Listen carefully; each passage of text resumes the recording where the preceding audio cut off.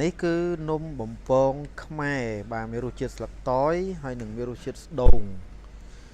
ហើយអានេះគេដាក់រសជាតិចម្រុះ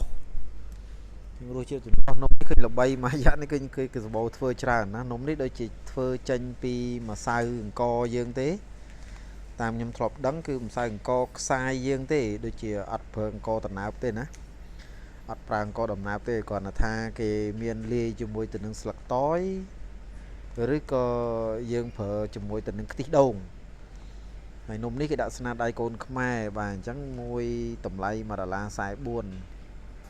វាដូចជាមិនថ្លៃប្រហែលទេទម្រាំតែបានវិចខ្ចប់មកដល់ក្នុងនេះ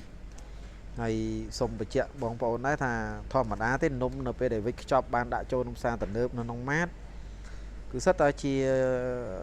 សិប្បកម្មឬក៏សិតតែជា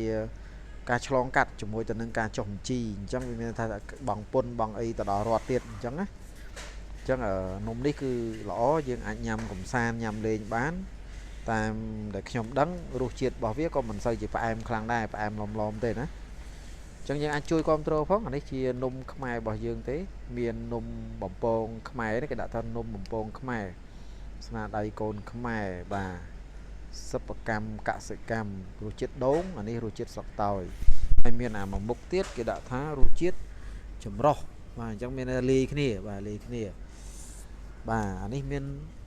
ចេកឆាបបាទនេះមាន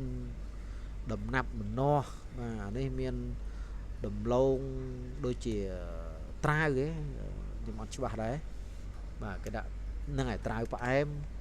នេះត្រាវផ្អែមបាទត្រាវបំពងប្រៃអូមានច្រើនបាទមានច្រើនឥឡូវខ្ញុំយកមួយដែរនេះ